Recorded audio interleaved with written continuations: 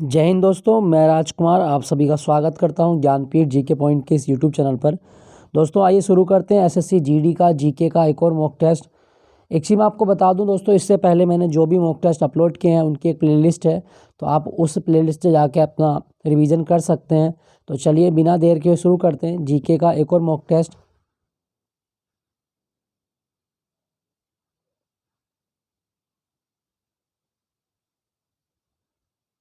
दोस्तों एक चीज़ याद रखना, ये जो प्रश्न है 20 प्रश्न है जीके के इसमें, और ये जो प्रश्न स्टार्ट होते हैं वो क्वेश्चन संख्या 21 से लेके क्वेश्चन संख्या 40 तक इसमें शामिल है। तो चलिए पहले क्वेश्चन की बात करते हैं, फिर क्वेश्चन संख्या 21 से। मनरेगा MGNREGA संक्षिप्त रूप में दूसरे अक्षर मतलब दाएं से जी का अर्थ क्या है, तो ये हमें बताना है दोस्तों। मनरेगा में जो दूसरा जी है इसका मतलब क्या होता है दोस्तों। मनरेगा की फुल फॉर्म है Mahatma Gandhi national rural employment guarantee act. तो इस वाले जी का मतलब क्या है, इस जी का मतलब है गारंटी। इस जी का मतलब है गारंटी, तो इसका सही जवाब होगा आपका ऑप्शन ए, गारंटी है इसका मतलब। ठीक है दोस्तों मनरेगा की बात करें तो मनरेगा 2 फरवरी 2006 को 2 फरवरी 2006 को केंद्र सरकार द्वारा शुरू की गई एक योजना थी। और दोस्तों मनरेगा का काम ये था कि ग्रामीण अवसंरचना के विकास से संबंधित क्षेत्र जैसे जल क्षेत्र है, गांव में सड़कों का निर्माण करना है आदि के माध्यम से लोगों को रोजगार दिया जाए। और मनरेगा में कम से कम 100 दिन का रोजगार एक साल में दिया जाएगा, ये भी प्रावधान किया गया है। ठीक है दोस्तों, 2009 में मनरेगा में नया शब्द जोड़ दिया गया जिसका नाम था महात्मा गांधी। तो स्टार्टिंग का वही मनरेगा की 2 फरवरी 2006 से, और 2009 में कौन सा शब्द जोड़ा गया था, महात्मा गांधी शब्द जोड़ा गया था। तो इसका सही जवाब क्या होगा, इसका सही जवाब होगा आपका ऑप्शन ए, गारंटी। ठीक है दोस्तों, चलिए कमेंट में क्वेश्चन बताइएगा, मनरेगा की जो मतलब स्थापना हुई या मनरेगा की शुरुआत हुई ये संविधान के कौन से आर्टिकल के तहत की गई। मनरेगा की शुरुआत संविधान के कौन से आर्टिकल के तहत की गई है, ये कमेंट में आपको बताना है। चलिए अगले प्रश्न की ओर चलते हैं। क्वेश्चन संख्या 22 या क्वेश्चन संख्या 2 कह सकते हैं आप। खादर एक प्रकार की जलोढ़ मिट्टी नई जलोढ़ है जो जमा होती है, डैश डैश डैश जमा होती है, मतलब कहने का है कि खादर जो मिट्टी है ये कौन जमा करता है। तो दोस्तों खादर एक प्रकार की नई जलोढ़ मिट्टी है जो बाढ़ के द्वारा जमा होती है। नदियां जब अपने साथ मिट्टी को बहाकर लेके आती हैं तो ये बाढ़ के द्वारा जमा होती है। तो इसका सही जवाब होगा आपका ऑप्शन डी, बाढ़ के द्वारा खादर मिट्टी जमा होती है। दोस्तों भारत की सबसे उपजाऊ मिट्टी कौन सी है, तो भारत की सबसे मोस्ट फर्टाइल सॉइल वो है आपकी एलुवियल सॉइल। एलुवियल सॉइल ये भारत की सबसे उपजाऊ मिट्टी है। 2 प्रकार की होती है, खादर और एक बांगर। बांगर जो है पुरानी जलोढ़ होती है और खादर नई जलोढ़ होती है। ठीक है दोस्तों, तो इसका सही जवाब होगा आपका ऑप्शन डी, ये बाढ़ के द्वारा जमा होती है। दोस्तों मैं आपको एक चीज़ और बताता हूँ, जो गंगा यमुना के दोआब है, गंगा यमुना का दोआब में कौन सी मिट्टी मिलती है, तो गंगा यमुना बेसिन में जलोढ़ मिट्टी मिलती है। ठीक है दोस्तों, जलोढ़ मिट्टी गंगा यमुना दोआब में पाई जाती है और ये भारत की सबसे उपजाऊ मिट्टी भी है। क्लियर। अच्छा आपसे पूछा जाए कि कौन सी मिट्टी कपासी मिट्टी कहलाती है, तो काली मिट्टी जो होती है कपास की खेती के लिए सबसे ज़्यादा उपयुक्त मानी जाती है, ये भी आप याद रखिएगा। और विश्व मृदा दिवस कब होता है दोस्तों, हर साल 5 दिसंबर को हम विश्व मृदा दिवस मनाते हैं। 5 दिसंबर को विश्व मृदा दिवस मनाया जाता है, ये आप याद रखिएगा। और भारत में कितने प्रकार की मिट्टी मिलती है दोस्तों, तो भारत में 8 प्रकार की मिट्टी पाई जाती है, ये भी आप याद रखें। मिट्टी का अध्ययन क्या कहलाता है, मिट्टी का अध्ययन कहलाता है पीडोलॉजी। पीडोलॉजी मिट्टी का अध्ययन कहलाता है, ये भी आप याद रखिएगा। क्लियर। तो चलिए अगले प्रश्न की ओर चलते हैं फिर। अच्छा अगर आपसे पूछा जाए कि केरल में कौन सी मिट्टी का सबसे ज़्यादा विस्तार है, तो केरल में लैटेराइट मिट्टी मिलती है। लैटेराइट मिट्टी केरल में सबसे ज़्यादा पाई जाती है, याद रखिएगा। चलिए अगले प्रश्न की ओर। 14 डिग्री फ़ारेनहाइट कितने सेंटीग्रेड के बराबर होता है दोस्तों। 14 डिग्री फ़ारेनहाइट जो बराबर होगा ये कितने सेंटीग्रेड के बराबर होगा, तो दोस्तों इसको आप कर सकते हैं एक फॉर्मूले से, C/5 F- के 32/9।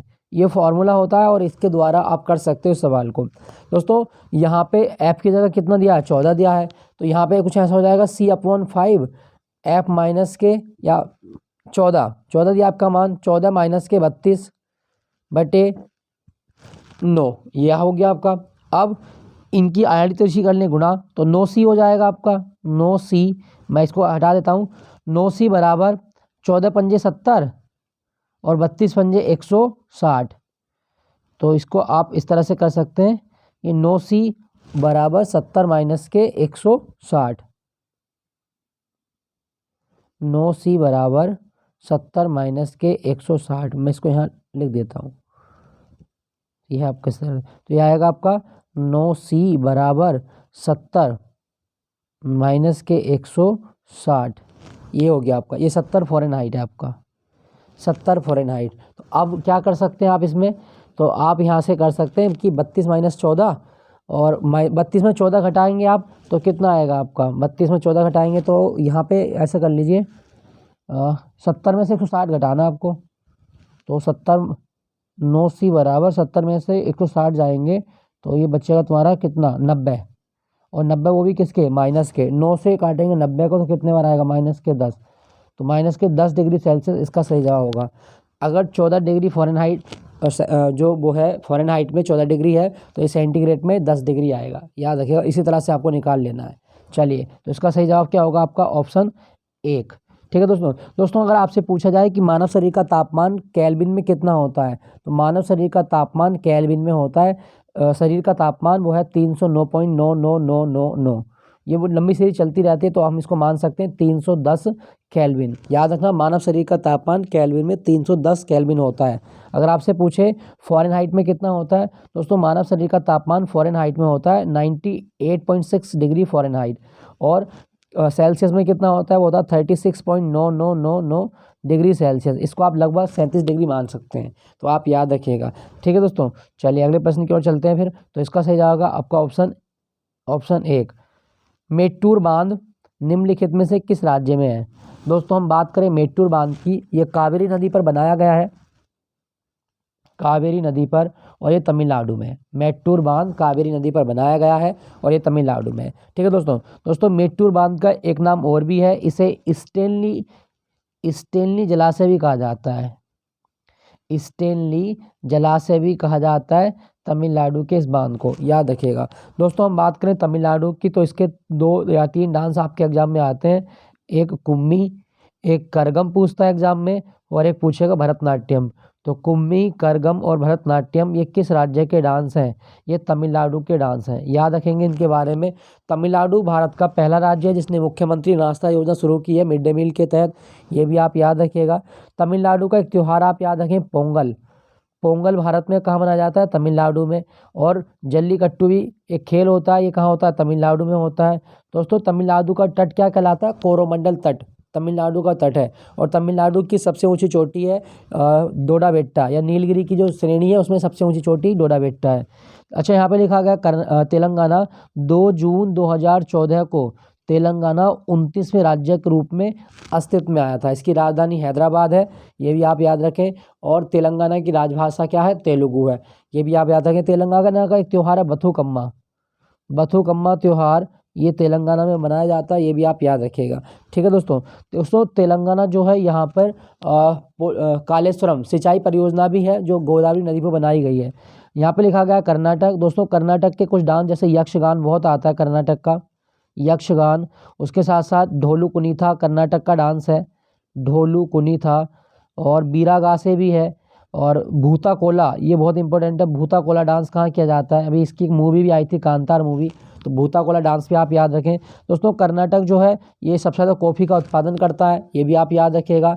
और कर्नाटक में 2 टाइगर रिजर्व भी हैं, एक नागरहोल टाइगर रिजर्व है और एक है आपका नागरहोल टाइगर रिजर्व, और एक है बांदीपुर टाइगर रिजर्व, ये दोनों आप याद रखिएगा। बांदीपुर टाइगर रिजर्व जो है वो आपका कर्नाटक में ही है। ठीक है दोस्तों, यहाँ पे लिखा गया आंध्र प्रदेश, इसकी राजधानी अमरावती है। आंध्र प्रदेश भारत का पहला राज्य था जो भाषा के आधार पर बना था, याद रखना। 1 अक्टूबर 1953 को भाषा के आधार पर बनने वाला राज्य है आंध्र प्रदेश, राजधानी है इसकी अमरावती। दोस्तों आंध्र प्रदेश में नागार्जुन टाइगर रिजर्व भी है, ये भी आप याद रखें। और आंध्र प्रदेश का एक गांव है कुचिपुड़ी, ये कृष्णा जिले में पड़ता है यहाँ पे। तो कुचिपुड़ी गांव के नाम पर कुचिपुड़ी नृत्य का नाम रखा गया है, ये भी आप याद रखें। बाकी घंटा मर्दाला ये आंध्र प्रदेश का ही लोक नृत्य है। और इसके साथ साथ धिमसा, धिमसा भी आंध्र प्रदेश का लोक नृत्य है, ये भी आप याद रखिएगा। ठीक है दोस्तों। और आंध्र प्रदेश में एक जगह है आपकी गुंटूर, गुंटूर में भारत का केंद्रीय तंबाकू अनुसंधान केंद्र है। तो भारत में तंबाकू अनुसंधान केंद्र कहाँ पर है, तो वो है आपका गुंटूर में, तंबाकू अनुसंधान केंद्र। ठीक है दोस्तों। दोस्तों एक चीज़ मैं आपको और बता दूं, जो आंध्र प्रदेश है यहाँ पे श्री हरिकोटा द्वीप भी है, श्री हरिकोटा द्वीप आंध्र प्रदेश में है। और श्री हरिकोटा द्वीप जाना जाता है इसरो के उपग्रह प्रक्षेपण के लिए। और आंध्र प्रदेश और तमिलनाडु की सीमा एक नदी बनाती है, सॉरी झील बनाती है, जिसका नाम है पुलिकट झील। आंध्र प्रदेश और तमिलनाडु की सीमा पर बहने वाली झील है, कौन सी है, पुलिकट झील। और पुलिकट झील जो है ये किस पे स्थित है, तो ये हरिकोटा द्वीप पे ही स्थित है। तो ये सही जवाब क्या होगा, मेट्टूर बांध कावेरी नदी पर बनाया गया है तमिलनाडु में। तमिलनाडु की एक मार्शल आर्ट भी है जिसका नाम है सिलंबम, लाठी लेके खेली जाती है, ये भी आप याद रखिएगा। चलिए अगले प्रश्न की ओर चलते हैं। निम्नलिखित में से कौन सी धरोहर यूनेस्को की अमूर्त विरासत सूची का हिस्सा नहीं है। तो ये हमें बताना है कि यूनेस्को की जो अमूर्त सांस्कृतिक विरासत सूची है इसमें क्या नहीं है। छऊ नृत्य है, बिल्कुल है। लद्दाख का बौद्ध पाठ ये भी है। और याकसमना ये नहीं है। उसके बाद में वैदिक मंत्र उच्चार ये भी है। तो याकसमना ये अमूर्त सांस्कृतिक विरासत सूची में शामिल नहीं है। दोस्तों यूनेस्को ने अब तक 14 अमूर्त विरासत को मतलब अपनी सूची में शामिल किया भारत की ओर से, तो ये भी आप याद रखिएगा। जैसे छऊ नृत्य है, गरबा की बात की जा रही है अभी, और रामलीला इसमें शामिल है, और संकीर्तन है मणिपुर वाली वो इसमें शामिल है। तो कुल मिला के भारत की 14 अमूर्त विरासत हैं जो यूनेस्को की सूची में शामिल की गई हैं। ठीक है दोस्तों एक चीज़ याद रखना, जो यूनेस्को है इसने 2003 में अमूर्त सांस्कृतिक धरोहर संरक्षण संधि साइन की है, ये आप याद रखें। अमूर्त धरोहर सांस्कृतिक संरक्षण संधि ये 2003 में साइन की गई थी। यूनेस्को का मुख्यालय कहाँ पर है, यूनेस्को का मुख्यालय पेरिस में है। और इसकी अध्यक्ष कौन है यूनेस्को की, वह ऑद्रे अजेलो, यूनेस्को की अध्यक्ष हैं ऑद्रे अजेलो, ये भी आप याद रखिएगा। ठीक है दोस्तों, चलिए अगले प्रश्न की ओर चलते हैं फिर। क्वेश्चन संख्या 26, इसमें कहा गया 1815 में किसे भारत के पहले महासर्वेक्षक के रूप में नियुक्त किया गया था। दोस्तों भारत का पहला महासर्वेक्षक जो नियुक्त हुआ ये कौन था, तो इसका सही जवाब क्या होगा, 26 का सही जवाब बनेगा आपका ऑप्शन बी, कोलिन मैकेंजी।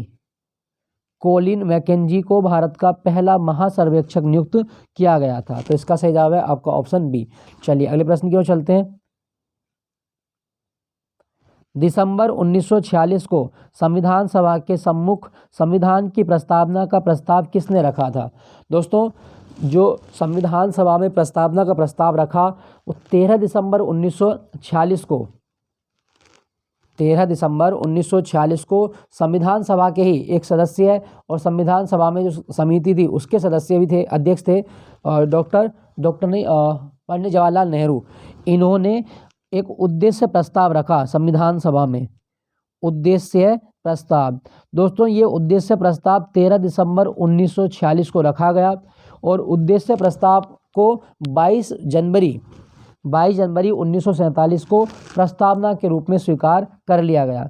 तो 22 जनवरी 1947 को उद्देश्य प्रस्ताव स्वीकार किया गया, और यही उद्देश्य प्रस्ताव आधुनिक प्रस्तावना का आधार है। तो आप याद रखिएगा प्रस्तावना का विचार किसने रखा था, पंडित जवाहरलाल नेहरू ने रखा था। ठीक है दोस्तों यहाँ पे जो पंडित जवाहरलाल नेहरू हैं इनकी किताब का नाम याद रखना, discovery of India. Discovery of India ये बहुत इंपॉर्टेंट है, पूछता है एग्जाम में इसको। तो डिस्कवरी ऑफ इंडिया ये पंडित जवाहरलाल नेहरू की किताब है। पंडित जवाहरलाल नेहरू जो है इनके जन्मदिन 14 नवंबर को चिल्ड्रन डे के रूप में होता है, नेशनल चिल्ड्रन डे ये भारत में मनाया जाता है 14 नवंबर को, पंडित जवाहरलाल नेहरू का जन्मदिन होता है, ये भी आप याद रखिएगा। दोस्तों यहाँ पे लिखा गया है BN राव हमारी संविधान सभा के जो संवैधानिक सलाहकार हैं, संवैधानिक सलाहकार वो कौन थे, सर BN राव। संवैधानिक सलाहकार कौन थे? तो सर BN राव संवैधानिक सलाहकार थे। अच्छा, यहाँ पे लिखा गया है महात्मा गांधी, तो राष्ट्रपिता इनको कहा जाता है और इनकी आत्मकथा का नाम है माई एक्सपेरिमेंट विद ट्रुथ।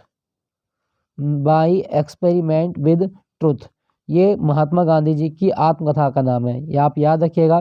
दोस्तों, गांधी जी जो हैं ये अफ्रीका से भारत वापस आए थे 9 जनवरी 1915 को, याद रखिएगा।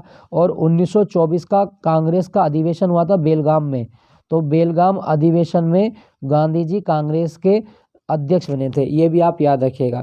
ठीक है दोस्तों, गांधी जी ने भगवत गीता को अपनी माता कहा है और गांधी जी सबसे प्रभावित थे लियो टॉल्स्टॉय की बुक से, उनकी किताबों को पढ़ के सबसे ज़्यादा ये प्रभावित हुए, ये भी आप याद रखिएगा। दोस्तों, जो महात्मा गांधी हैं ये 1931 में द्वितीय गोलमेज सम्मेलन में भाग लेने लंदन गए थे और कौन से जहाज़ से गए थे? SS राजपुताना। SS राजपुताना नामक जहाज़ से महात्मा गांधी लंदन गए थे द्वितीय गोलमेज सम्मेलन में भाग लेने। ठीक है दोस्तों, और महात्मा गांधी को महात्मा का टाइटल किसने दिया था? रविंद्रनाथ टैगोर ने दिया था। नेक्स्ट प्रश्न की ओर चलते हैं। अच्छा, यहाँ पे लिखा गया BR अम्बेडकर, इन्हें भारतीय संविधान का जनक कहा जाता है। दोस्तों, अम्बेडकर संविधान की प्रारूप समिति जो कब बनी थी? प्रारूप समिति 29 अगस्त 1947 को बनी थी। तो प्रारूप समिति में के जो अध्यक्ष थे वो थे डॉक्टर BR अम्बेडकर। दोस्तों, अम्बेडकर की जो समाधि है इनका नाम है चैत्य भूमि। अम्बेडकर की समाधि का नाम चैत्य भूमि है और डॉक्टर BR अम्बेडकर की आत्मकथा का नाम है waiting for visa. Waiting for visa, ये किसकी आत्मकथा है? तो वेटिंग फॉर वीज़ा अम्बेडकर की आत्मकथा का नाम है। नेक्स्ट प्रश्न की ओर चलते हैं। तो इसका सही जवाब क्या होगा? संविधान की प्रस्तावना का विचार जवाहरलाल नेहरू। धुआंधार जलप्रपात कौन सी नदी पर बना है? तो दोस्तों, धुआंधार जलप्रपात ये नर्मदा नदी बनाती है जबलपुर में, तो नर्मदा नदी पर बना है धुआंधार जलप्रपात जबलपुर। ठीक है दोस्तों, यहाँ पे लिखा गया है कावेरी नदी, इसे दक्षिण भारत की गंगा कहा जाता है और कावेरी नदी पर शिवा समुद्रम जलप्रपात भी है, कर्नाटक में है ये शिवा समुद्रम जलप्रपात कावेरी नदी पर, याद रखिएगा। यहाँ पे लिखा गया दोस्तों गोदावरी नदी, ये दक्षिण भारत की सबसे लंबी नदी मानी जाती है, त्र्यंबकेश्वर से निकलती है नासिक के समीप, त्र्यंबकेश्वर।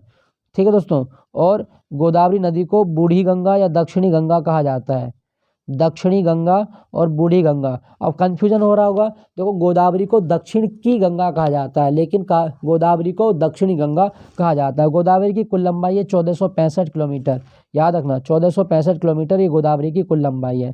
तो धुआंधार जलप्रपात नर्मदा नदी पर है और नर्मदा नदी कहाँ से निकलती है? अमरकंटक से निकलती है, अमरकंटक। और अमरकंटक की पहाड़ियाँ ये मध्य प्रदेश और छत्तीसगढ़ में फैली हुई हैं, तो नर्मदा नदी का उद्गम अमरकंटक से ही होता है। ठीक है दोस्तों, चलिए अगले प्रश्न की ओर चलते हैं।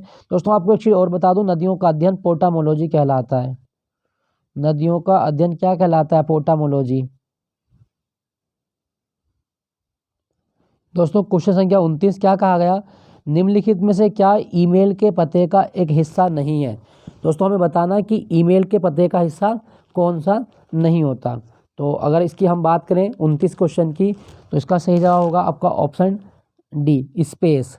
स्पेस ईमेल के पते का हिस्सा नहीं होता, अंडरस्कोर होता है, डॉट होता है और @ होता है, तो ये आप याद रखें, space is the not part of email. दोस्तों, हम बात करें ईमेल के बारे में, तो ईमेल का जनक कौन है? रे टॉमलिंसन। दुनिया में सबसे पहले ईमेल बनाने का श्रेय किसे दिया जाता है? रे टॉमलिंसन को ईमेल बनाने का जनक मतलब श्रेय दिया जाता है, तो ये आप याद रखिएगा, ईमेल का जनक है रे टॉमलिंसन। ठीक है दोस्तों, अच्छा आपको कमेंट में बताना है www का आविष्कार किसने किया था? www का आविष्कार किसने किया था, ये आपके लिए क्वेश्चन है। चलिए अगले प्रश्न की ओर। परमाणु भार के आधार पर पृथ्वी पर पाया जाने वाला सबसे भारी तत्व कौन सा है? दोस्तों, परमाणु भार के आधार पर पृथ्वी पर जो सबसे भारी तत्व है ये कौन सा है? तो इसका सही जवाब होगा आपका ऑप्शन डी, यूरेनियम। यूरेनियम पृथ्वी पर भार के अनुसार सबसे ज़्यादा पाया जाने वाला तत्व है, ये आप याद रखिएगा। ठीक है दोस्तों, यूरेनियम का परमाणु क्रमांक कितना होता है? तो यूरेनियम का परमाणु क्रमांक होता है 92, ये आप याद रखिएगा। ठीक है दोस्तों, अच्छा यूरेनियम को येलो केक भी कहा जाता है, यूरेनियम को येलो केक भी कहा जाता है, याद रखना इसके बारे में। और यूरेनियम 238 ये धरती से निकाला जाता है, ये अशुद्ध होता है, और यूरेनियम 235 का प्रयोग नाभिकीय ईंधन के रूप में किया जाता है, ठीक है दोस्तों यहाँ पे लिखा गया आपका लोहा। भारत में जो बैलाडीला की खान है छत्तीसगढ़ में, बैलाडीला की खान ये लोहे के लिए फेमस है। उसके बाद में जैसे उड़ीसा की है बादाम पहाड़ की खान, ये लोहे के लिए फेमस है, बादाम पहाड़ की खान, ये आप याद रखिएगा। ठीक है दोस्तों, लोहे का अयस्क हेमाटाइट होता है, मैग्नेटाइट होता है, सीडराइट होता है, ये सब लोहे के अयस्क हैं, ये भी आप याद रखें। यहाँ पे लिखा गया तांबा। तांबा पहली धातु थी जिसका प्रयोग मानव के द्वारा किया गया और तांबे की खोज चालकोलिथिक युग में हुई थी। चालकोलिथिक युग में तांबे की खोज की गई थी, ये भी आप याद रखिएगा। ठीक है दोस्तों, यहाँ पे लिखा गया दूसरे एक ऑप्शन में चांदी। दोस्तों चांदी जो होता है ये बेस्ट कंडक्टर होता है आपका, बेस्ट कंडक्टर माना जाता है इसे। और चांदी के लिए भारत में एक ही खान है, वह जवार की खान। जवार की खान जो राजस्थान के उदयपुर में है, यहाँ से चांदी निकाली जाती है। ठीक है दोस्तों, तो इसका सही जवाब क्या होगा? परमाणु भार के आधार पर पृथ्वी पर पाया जाने वाला भारी तत्व है यूरेनियम। अच्छा हल्का पूछेगा आपसे तो हाइड्रोजन। हाइड्रोजन पृथ्वी पर पाए जाने वाला सबसे हल्का तत्व है, याद रखिएगा। अच्छा पृथ्वी पर भार के अनुसार कौन सी धातु मिलती है? तो एल्यूमिनियम धातु, ये भार के अनुसार सबसे ज़्यादा पाई जाती है। अगर पूछे कि सबसे ज़्यादा तत्व कौन सा है, तो ऑक्सीजन सबसे अधिक मात्रा में मिलने वाला तत्व है, याद रखिएगा। दोस्तों यहाँ पे लिखा गया आपका परमाणु। परमाणु की त्रिज्या याद रखना, परमाणु की त्रिज्या 10⁻⁻10 मीटर होती है। परमाणु की त्रिज्या कितनी होती है? 10⁻⁻10 मीटर, याद रखेंगे। परमाणु पे आवेश कितना होता है? तो परमाणु पे 0 आवेश होता है, कोई आवेश इसमें नहीं होता। अच्छा पृथ्वी लिखा गया है तो पृथ्वी दिवस याद रखना 22 अप्रैल। 22 अप्रैल पृथ्वी दिवस मनाया जाता है, ये आप याद रखिएगा। 22 अप्रैल को पृथ्वी दिवस मनाया जाता है। और पृथ्वी जो है इसको नीला ग्रह भी कहा जाता है। नेक्स्ट प्रश्न की ओर चलते हैं। सरोते की कार्यप्रणाली में निम्नलिखित में से सरोता किस प्रकार का उत्तोलक है? अगर हम देखें सरोता के बारे में दोस्तों, सरोता जो है कार्यप्रणाली में श्रेणी 2 का उत्तोलक होता है। तो इसका सही जवाब होगा आपका ऑप्शन बी, श्रेणी 2 का उत्तोलक होता है, ये आप याद रखिएगा। ठीक है दोस्तों, चलिए अगले प्रश्न की ओर चलते हैं। फिर निम्नलिखित में से कौन सा विटामिन खट्टे फल, स्ट्रॉबेरी व आलू में पाया जाता है? दोस्तों खट्टे फलों में जो विटामिन मिलता है वो है आपका विटामिन सी। खट्टे फलों में या जो सिट्रस फल हैं उनमें विटामिन सी पाया जाता है। दोस्तों हम बात करें विटामिन सी की, तो विटामिन सी का जो रासायनिक नाम है वो है एस्कॉर्बिक अम्ल। विटामिन सी का रासायनिक नाम है एस्कॉर्बिक अम्ल, ये आप याद रखिएगा। और दूध व मांस में विटामिन सी नहीं होता। ठीक है दोस्तों, विटामिन सी केवल और केवल ये हमें प्लांट फूड से मिलता है, ये आप याद रखिएगा। लोहे के कंजम्पशन या आयरन के कंजम्पशन में कौन सा विटामिन सहायक होता है? विटामिन सी जो आयरन होता है उसके कंजम्पशन में सहायक होता है। ठीक है दोस्तों, यहाँ पे लिखा गया आपका। अच्छा विटामिन सी की कमी से कौन सा रोग होगा? स्कर्वी। स्कर्वी में क्या होता है कि ब्लीडिंग इन जम्स, मसूड़ों से खून आने लगता है और मुंह में बदबू भी हो जाती है, ये आप याद रखिएगा। विटामिन ए लिखा गया है, ये आंखों के लिए सबसे अच्छा होता है, इसे रेटिनॉल कहा जाता है। रेटिनॉल विटामिन ए का रासायनिक नाम है और ये फैट सोल्यूबल होता है। विटामिन ए जो है वो वसा में घुलनशील है। ठीक है दोस्तों, यहाँ पे लिखा गया विटामिन ई, इसको ब्यूटी विटामिन कहा जाता है और ये महिलाओं में स्टेरिलिटी को भी बनाता है। महिलाओं इसकी कमी से महिला बांझ हो सकती हैं। तो विटामिन ई का रासायनिक नाम है टोकोफेरोल। टोकोफेरोल ये विटामिन ई का रासायनिक नाम है और विटामिन ए को ब्यूटी विटामिन भी कहा जाता है। विटामिन डी लिखा गया है, विटामिन डी इसको सनसाइन विटामिन कहा गया है। सनसाइन, सूर्य की रोशनी में जो विटामिन मिलता है वो सनसाइन विटामिन है। और विटामिन डी का रासायनिक नाम है कैल्सीफेरोल। कैल्सीफेरोल, ये आप याद रखिएगा। दोस्तों मछलियों का जो कोड लीवर होता है ना, उसमें विटामिन डी पाया जाता है, याद रखेंगे। विटामिन डी की कमी से रिकेट्स हो जाता है, रिकेट्स और ऑस्टियोमलेशिया। ओस्टोमलेशिया और रिकेट्स जो होता है वो आपका विटामिन डी की कमी से होता है। ठीक है दोस्तों क्या आपको पता है कि विटामिन शब्द किसने दिया था? विटामिन शब्द दिया गया था कैस्मीर फंक के द्वारा। विटामिन शब्द कैस्मीर फंक के द्वारा दिया गया था, याद रखिएगा। और विटामिन का काम हमारे शरीर में जो रोगों से लड़ने की क्षमता है उसको बनाए रखना होता है। दोस्तों यहाँ पे लिखा गया आलू। भारत में केंद्रीय आलू अनुसंधान केंद्र शिमला में है। तो भारत में आलू अनुसंधान केंद्र कहाँ पर है? शिमला में। ठीक है, अगले प्रश्न की ओर चलते हैं। निम्नलिखित में से कौन सा अकशेरुकी प्राणियों का उदाहरण है? दोस्तों अकशेरुकी का मतलब है कि जिसमें जो रीढ़ है जो वो नहीं पाया जाए। तो रीढ़ किस में नहीं पाई जाएगी?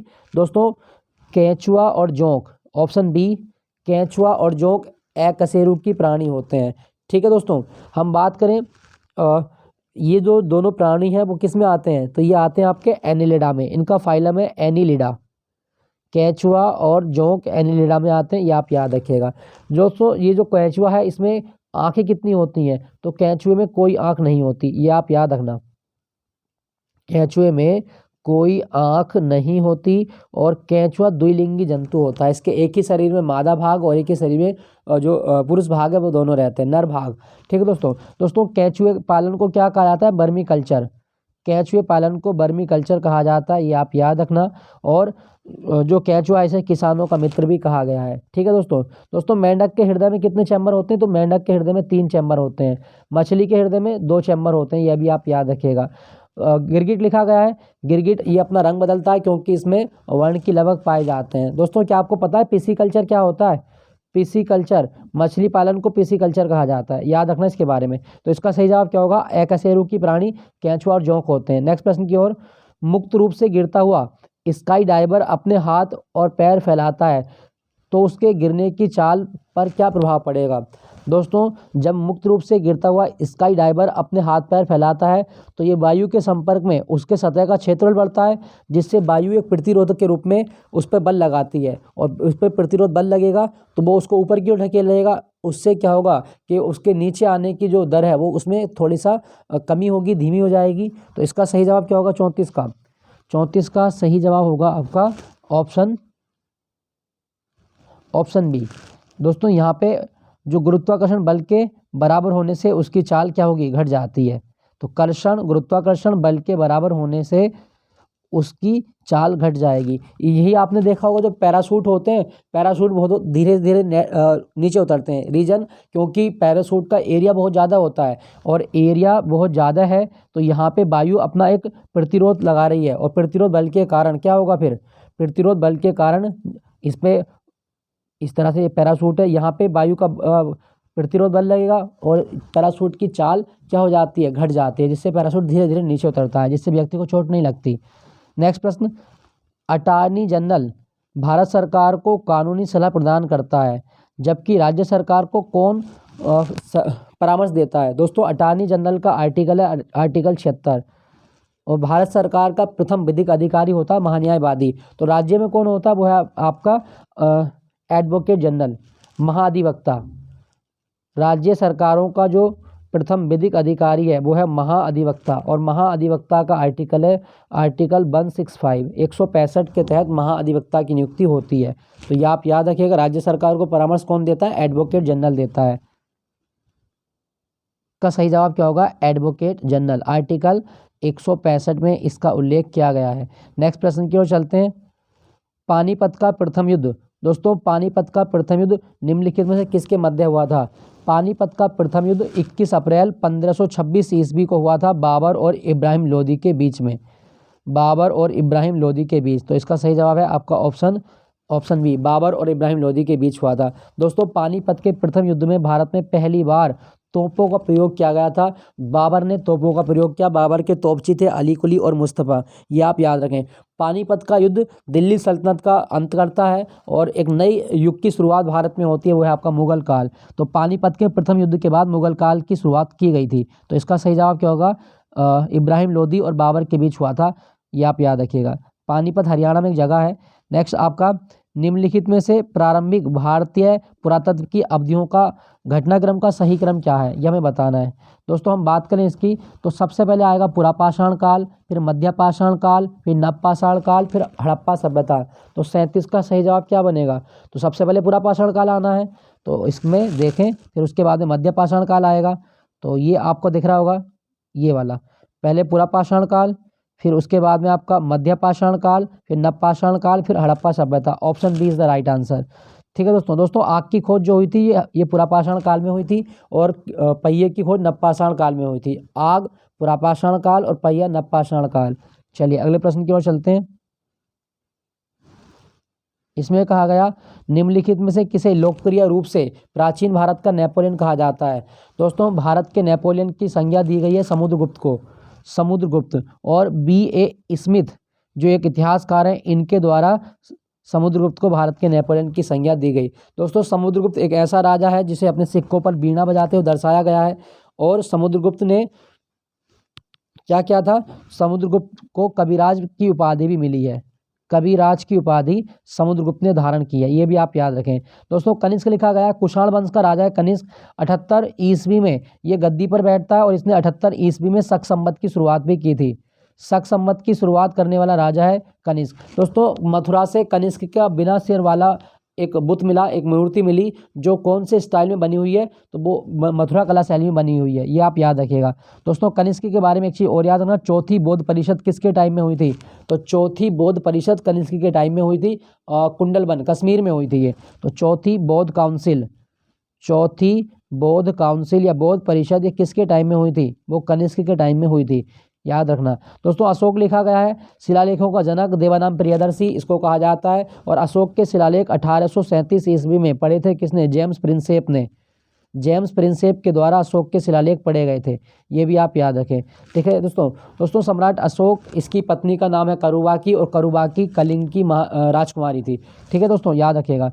चंद्रगुप्त द्वितीय लिखा गया है, इसने विक्रमादित्य की उपाधि धारण की। इसके दरबार में 9 मंत्री रहते हैं जिनको नवरत्न कहा जाता है। और चंद्रगुप्त द्वितीय ने मेहरौली का जो लौह स्तंभ है, मेहरौली का लौह स्तंभ बनवाया था। और इसकी एक खास बात है कि आज तक इसमें जंग नहीं लगी है, ये भी आप याद रखिएगा। तो इसका सही जवाब क्या होगा, भारत का नेपोलियन समुद्रगुप्त को कहा जाता है। नेक्स्ट प्रश्न, गुजरात के समुद्र तट पर स्थित प्रसिद्ध सोमनाथ मंदिर को निम्नलिखित में से किसने नष्ट किया था। दोस्तों 1025 में सोमनाथ मंदिर पर मतलब धावा बोला गया, और एक बार नहीं सोमनाथ मंदिर को 17 बार लूटने का प्रयास किया गया था महमूद गजनबी ने। इसका सही जवाब होगा आपका ऑप्शन बी, महमूद गजनबी, ये आप याद रखें। कुतुबुद्दीन ऐबक, ये लाख वंश जो है, लाख वंश की उपाधि इसको मिली है, और कुतुबुद्दीन ऐबक ने गुलाम वंश की नींव रखी थी भारत में। नेक्स्ट प्रश्न की ओर चलते हैं। बंगाल में सन 1700 ईस्वी के उत्तरार्ध में स्थापित सत्ता शासन के अनुसार निम्नलिखित में से कौन सा सत्य नहीं है, तो हमें बताना है कौन सा कथन ऐसा जो सत्य नहीं है। दोस्तों कंपनी के राजस्व भुगतान की जवाबदारी जमींदारों की थी, ये बिल्कुल सही है। गांव के रैयत जमींदारों को किराया देते थे, ये भी सही है। जोतदार अन्य रैयतों को कर्जा देते थे और उनकी उपज बेचते थे, ये भी सही है।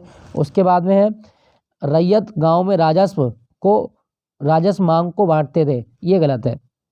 रैयत जो है ये राजस्व मांग बांटते नहीं थे, मतलब राजस्व मांग जमा नहीं करते, तो यही आपका गलत है, याद रखिएगा इसके बारे में। तो दोस्तों ये थे आज के 20 प्रश्न SSC GD special. I hope ये सेशन आपको अच्छा लगा होगा। अच्छा लगा तो वीडियो को लाइक ज़रूर कर दीजिएगा और अपने दोस्तों के साथ में इसको शेयर ज़रूर करें। और ये जो आप चैनल है इसको सब्सक्राइब कर लीजिएगा, ताकि आपकी आने वाला जो भी वीडियो है उसकी नोटिफिकेशन आप तक पहुँच जाए। तो ठीक है दोस्तों, मिलता हूँ फिर आपको अगले मॉक टेस्ट के साथ। Thank you for watching Gyanpeeth GK point. जय Hind, take care, bye bye.